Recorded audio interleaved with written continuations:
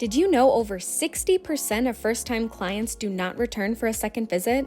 That is so painful, but it doesn't have to be that way. That's where Maya comes in. Maya is the ultimate marketing software for the beauty and wellness industry. We have a proprietary funnel utilizing special algorithms to help connect the right consumers with the right providers at your business. This means that Maya helps you get higher spending clients you love to work with who stay the long haul. If you want to increase your revenue, increase your client count, increase your average ticket, and increase your new client retention, then you need Maya.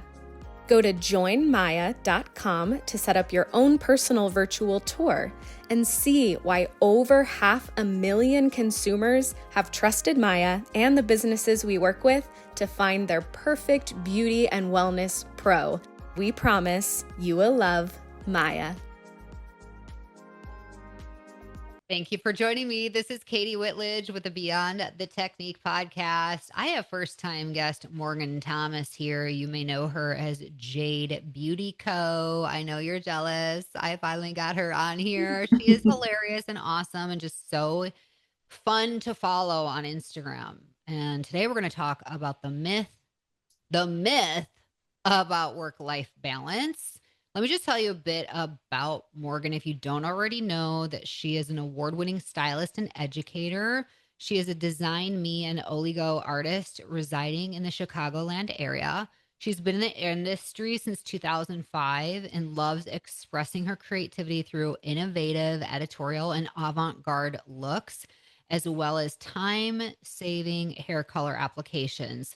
Morgan strives to share styling and color techniques, which can be used behind the chair, on set, and beyond. How perfect to have her here at Beyond the Technique. Without further ado, help me welcome Morgan Thomas. Welcome. Thank you. That was such a nice introduction. I'm so excited and honored to be with you, KATI. Thank you again for asking me. I'm excited. I'm freaking out because when I met you, you're so humble and low key that I'm like, wait a minute. You're a really big deal, and everybody listening should be following you on Instagram, which I do have in our show notes. So go and follow Jade Beauty Company. We're going to learn about that, by the way, because it's Jade Beauty Co. How did you get into this industry? Let's start there. Like, what got you into hair? I have always been very passionate about hair. I was always the one doing everyone's hair for prom and whatever. And then of course, I was of the generation that my parents were like, no, you need to get a 4-year degree first. And maybe hair could be like a side thing, right? Very much that. I did 1 year of college and just wasn't happy. And I just said, I really, really want to do hair. And my parents, fortunately, were like, okay, let's do this. You're going to go to the best hair school that we can find. And they did their research. And I went to the Aveda Institute in Minneapolis and had the best experience. And it's just been honestly an amazing career since then. I'm really fortunate 20 years in that I still love what I do today as much as I did when I started. So, Well, yeah. it's very apparent in the way that you post. And it's kind of like, oh my gosh, how funny you are. Sometimes funny people aren't taken seriously, but then all of a Right. sudden you're like, here's my work, and you are effing incredible. So, how did you collide your funny side with the I'm taken seriously, I'm going to actually do like this incredible, like what drove you to be technically excellent? I think, I was in a place where I was like, I need to find a way to like stand out in the industry a little bit. And so that's when I kind of started doing the funny thing because funny is very like relatable, therefore shareable, right? It gets reposted a lot, tends to go viral. So I'm like, let me just get people to like pay attention to me. And then I want to showcase what I can do. But I still struggle with that because I meet people and they'll say, oh my gosh, you are so funny, which I love and I take as a huge honor. But sometimes I'm like, ooh, did I go too far that way that people don't notice my work? And that was like the whole goal from the get-go. But yeah, I think it's just like a balance. Like, right, once I got them watching, I was like, okay, now let me show a different side of me. But it is a struggle because I think people always see in you what they want to see, right? So sometimes for some people, it's just the funny thing. For other people, it is the technical side. And that's what I do like the mix of both, honestly, because sometimes when I'm like, oh, I'm not going to do funny stuff anymore, that will be the day that someone will DM me and be like, I had the worst day. And anytime I have a bad day, I come to your page to, laugh and lighten up the mood. And I'm like, well, how can I stop doing it when people like that reach They out need to that. me? So it's both worth, like both sides are worth it. So Yeah. Well, yeah. I know you brought up the word balance, and we're going to talk a little bit about that. But what was your career like? Did you grow up in an era of really balancing work and life? Or I know we're saying that that's like a total myth. What's your perspective on that? So 20 years ago, there was no balance in the industry, truthfully. Like to be a really successful stylist, I was working at a very big corporate salon and I was working 12-hour days. And I was very successful very early in my career. And I do credit my work ethic for that. Like I really do. Like I really hustled. I really put in the work those first couple of years and it paid off for me. And then I moved to New York and I took a job assisting an editorial stylist out there. And again, no work-life balance in the editorial world. And so I was kind of like born and raised on that. If anything, my parents gave me the like hardworking gene. And so for me, it's always just come naturally to kind of like work, work, work, work. And I did take some time where I was slower in my career when my kids were really little.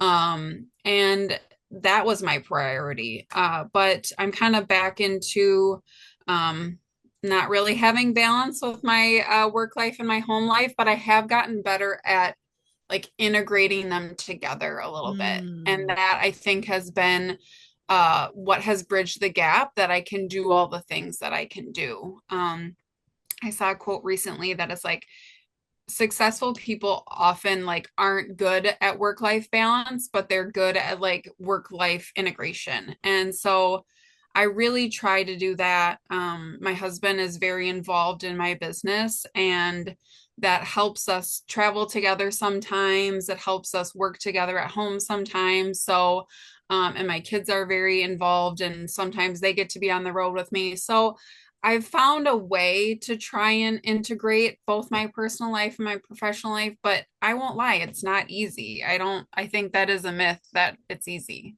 So Well, when we were talking about the scenes, and I say, what do you think hairstylists really need to hear right now? And it is that work life balance is a myth. I love that you're bringing up this perspective of like how to integrate work into your life and life into yeah. your work. So, okay, is this being missed in their education? Is this like a missed expectation? Like, what are you noticing about the up and coming generation of stylists?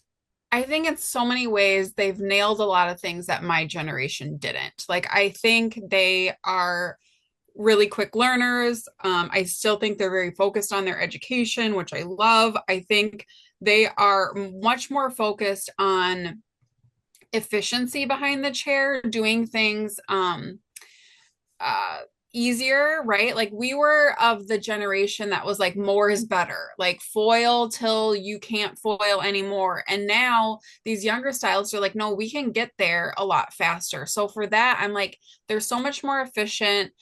They're more mindful of their body, they're more mindful of their piece. And that wasn't something that my generation of hairstylists was trained to do. So I think they've really nailed those things. But I do see kind of this trend, and I've noticed it honestly, like when I've had younger stylists assist me or I'm on the road, whatever, that it's almost like hard work has become this like toxic word. And they're kind of like, that doesn't work for me. And I'm just kind of like, I still do things for free, even now, 20 years in.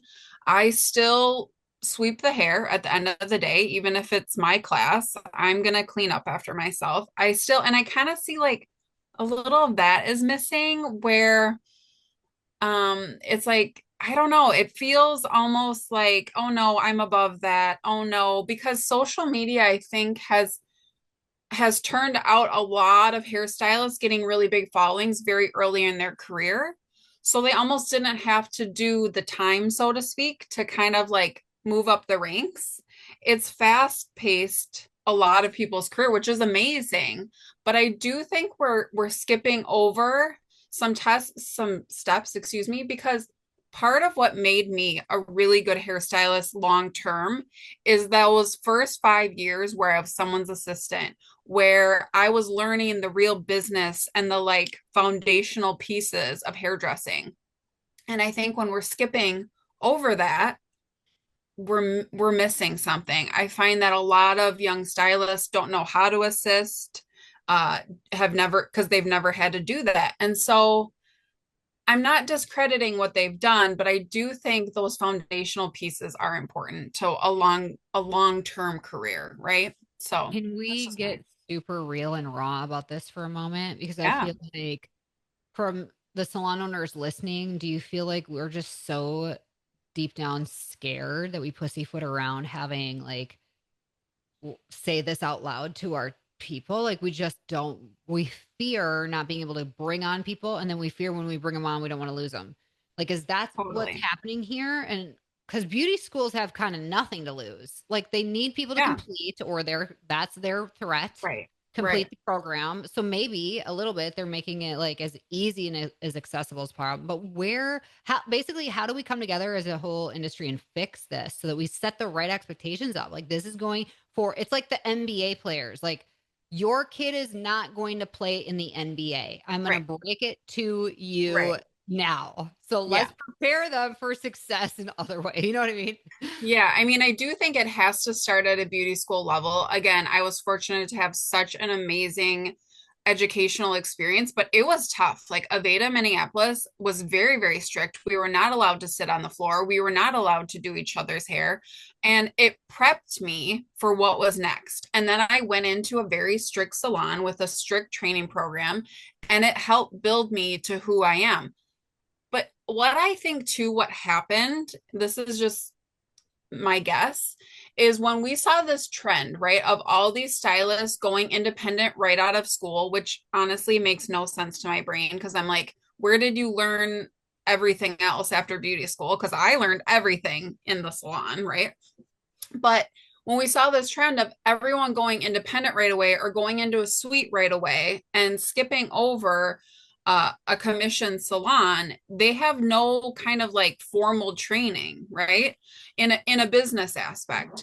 And so I think with the trend going back to commissioned salons, I do see that trend happening, which I'm excited about because I think we really did a disservice to new stylists when they were doing that, when they were going straight independent. And for some, it might work. I'm not saying it's for everybody, but those years in a commission salon, I think, are so crucial to the long-term growth of a stylist. So I'm hoping by us going back that way, we're going to start to see, stylists knowing how to assist and stylists kind of knowing the business a little bit more and knowing the professionalism of our industry because I mean, I know you've seen on social media, it got so far left with stylists like complaining about clients and kind of taking their power back, but to an extreme that I think a lot of people started to forget that we are in the service industry. And that kind of hurt my heart because seeing stylists kind of, while I love an empowered hairstylist, I think that is amazing. I think we kind of went too far and then it just became like this bashing thing. And again, I think we forgot that we are in the service industry and we are here to provide good customer service on top of great hair, right? So I have a I think, question. yeah, Do you know any brand affiliates, any mhm, on-stage presence, somebody that the high ups of companies like Oligo and yeah, Paul Mitchell and all the things, right? yeah. Are they hiring people who went the route of just going out on their own from the jump? The Not answer, that looking for, I know of. yeah. No. Yeah. So I think to your point is not only are they not technically trained, but you don't know how to work well with others. Like Yeah. being a part of a team, there are so many critical things to learn that because if you aren't ever part of a team, you aren't doing things, No. right? And like on top of that, it's like you, when you're working with a brand, I think a lot of people are like, oh, if I'm a good hairstylist, I can then get hired by a brand. But half of your role in working with brands is being able to work with other people, being able to work with other educators and higher ups at the brand. Like being likable is part of the gig. And I think if you don't kind of have that training, like you said, and you just don't play well with others, it's gonna be a very lonely place for you, truthfully, you Well, know? you have kids, and if my kid ever said, "I'm not feeling this right now," I'd be Yeah. like, "Well, you gotta be feeling the back of my hand." I'm kidding. I don't got the, Yeah, but you know right, what I right. mean? Like, Yeah. how does Yeah. anybody have the guts to tell you when they're assisting you and you are hiring them for the special opportunity to see and observe and be around something awesome to tell you no, or I that is not really something I'm interested in doing. Like I What can't I, even imagine yeah, having the guts to no. say that. And what I find is a lot of people, and I get it, we're in a very expensive time in life. Like, listen, I hear you, but I don't think a lot of people look at things as you said the word, set opportunities anymore. They look at it as like, am I getting paid or not? And while I understand being paid and being paid your worth is important, there's also so many things that can opportunities that are non-paid that turn into big things. Like, and I think we've forgotten that. I think everyone's so focused on like, well, I need to be paid my worth. And I hear you, but I think we also need to look at what is the long-term goal and what can be paid off from a free experience. Yeah. I want to compare it to like, hey, you don't get paid to put anything on your own social media page, but you're hoping that will pay off over That's a time and that great commitment. analogy. But Yes. it's still Yes. self-focused. And I think at the end of the day, that is the real thing we got to shift here. You brought it up yourself of like, we forget we're in the service industry. Our role and what makes us special is the fact that we serve other people, but we get to do it Right. in such a creative way. We get to use our gifts to do it. And oftentimes stylists who leave this industry end up in medical, like they're Yeah, nurses or they're for caretakers sure. somehow. So For it's like we sure. are made for that. So Yeah. how do we now cultivate this industry into being more servant leaders, servant minded? Yeah. I think it takes like leadership from like um bigger names in the industry to kind of reflect that on social media. So that's the because now we're Yeah. so accessible, right? Influence. Hmm. Before you only knew hair personalities or big time artists if you went to one of their class physically. You know, there wasn't even online education. So I think it takes like changing the conversation a little bit.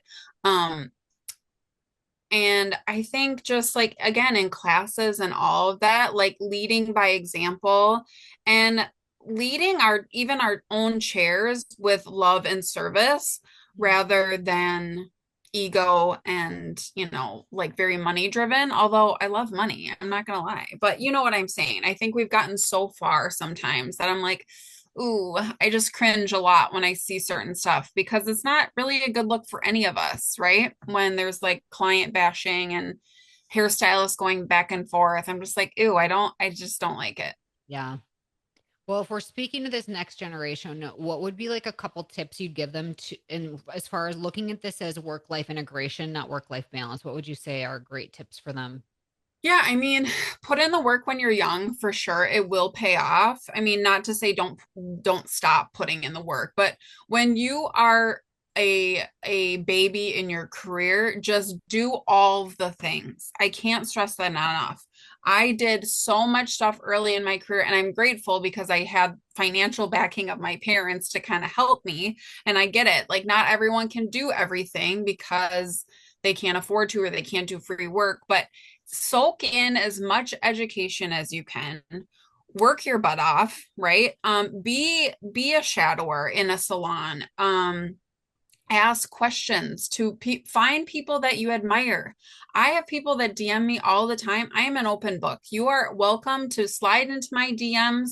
We can have coffee, we can have a video conference, but find people that you look up to, see what they're doing, and pick their brain. follow their lead on how you can get to the same place that they are if that's what you want. But don't sleep on hard work. I promise you, it may feel like a lot, but take every opportunity and see it as a career building experience. I love that you said that. Yeah. I The only thing I would add is just like do without expecting. Do without expecting. I love that. Yeah, That's you know, amazing. don't Yeah. expect anything back. And No. eventually, because then real gratitude comes from waking up and having things reciprocated, but don't expect it Right. because then you'll have just a better attitude and more gratitude, right? Totally. And Yeah. last thing, Yeah. network. Do not sleep on networking. Every opportunity that I have gotten is because I have communicated with other people. And I think that's another thing we've gotten away from.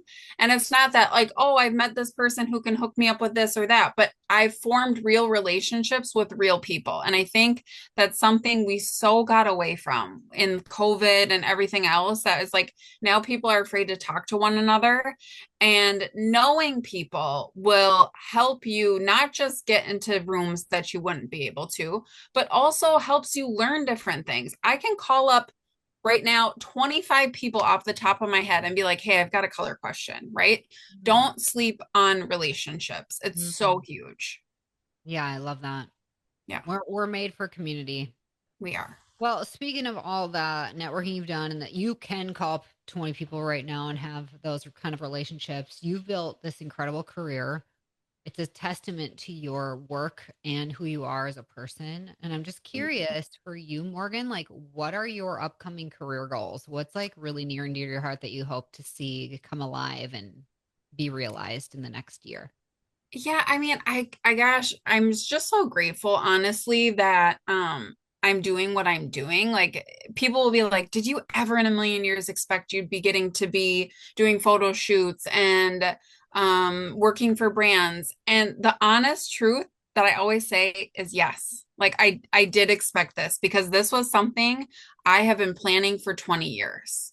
So and manifestation is great, but hard work is going to get you there way faster. But in some ways, this is something that I have thought about, dreamt about for so long that not to sound cocky, but yes, I this is what I've worked for, right?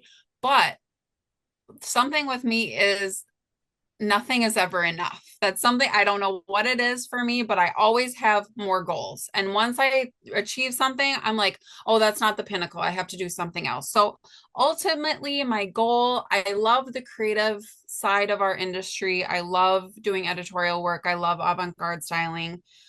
It's not as easy to make a living in those areas, but I would love to creative direct with a brand. I'd love to move in that direction. But I mean, I really love doing it all. So that's why I work 24/7, but I love educating. I love doing the shows. Everything I get to do is everything I've ever wanted. So I don't know. I would like to eventually, um, you know, see my work on a red carpet or have a one celebrity client ever in my life. That would be great. But I don't know. I'm just very open to like wherever this industry takes me, I'm ready. So I love your attitude. And I don't know if people listening picked up on this. She said, what I get to do. This isn't a career you have to do, friends. This isn't something you have to show off or you get yeah. to. And I just love your mindset and your attitude. So it's Well, it very, really is, when people are like, "Oh, you are in such a fun industry," and you're like, "You're right. I am." I mean, it is work, right? Like it's tiring, long days, but I get to do the coolest stuff. Like that's just I couldn't ask for more. So, and we get paid pretty handsomely to do that. So it's a kind of a win-win. But you got to work and you got to have the right mindset for it. well, you said so much already. That's so inspiring. But if you were going to leave us with some final words of wisdom, what would you want to say to salon owners who have new stylists on their team? I would say just pour into them. I think, again, I was so grateful in a new salon that I was really fed. Like I was really poured into. Even when I was 19 when I got in this industry. I was like all about like partying and going out with my friends. And one of my mentors literally sat me down and she was like, "Girl, what are you doing? You have so much talent. You just need to focus." And I needed that. It was kind of like humbling because I was like, "What are you talking about?" But I was so lucky that they poured into me. They saw my potential. So, salon owners, if you can pour back into your staff, they are going to pour back into you. And I think those first couple years are so crucial in the longevity of our careers. So, yeah. Amazing. Yeah. Well, for everybody listening, please go to our show notes and follow Morgan, which is Jade Beauty Co. By the way, let me just ask this because I don't think I Yeah. did today. Where did you get the name Jade Beauty Co? I know. So my I know. kids' names are Caden and Jordan, and I was like, oh, I'll combine them and make Jade. I went independent almost 10 years ago. And yeah, I didn't think like, Instagram was kind of like a newer thing in the hair world. I didn't think like, oh, people are going to start calling me Jade. I just named my business that, and here we are. And I will answer to anything, Jade included, so it's fine. Oh, so cute. Well, not only can you follow her, but if you want to connect with her Yeah, directly, we have her website. So check that out. And Morgan, you do go to salons and you offer education. So there's a lot you do. all the time. Yep. Yep. And you're a Midwest girl. I wanted to be like you, the work ethic comes from the Midwest girl, It but is. Like you you really cannot did. deny the work ethic of a Midwest girl. We're like outside hauling brush and in the salon, doing all the I'm things. just like the weather's so shitty, you have nothing else to do. Right. You need to know how to shovel snow and be pretty at the same time. Yeah, we do So, it. yes. Awesome. Well, thank you so much for being with me today. I Thanks, really sweetie. appreciate Thanks for you. having me. And thank you all for joining us here week after week. If you appreciate this platform, please take a moment, leave us a 5-star review wherever you're listening so that more people like yourself will discover Beyond the Technique. We are here to change the way that you are supported in your business. Until next time, have an awesome day and stay strong.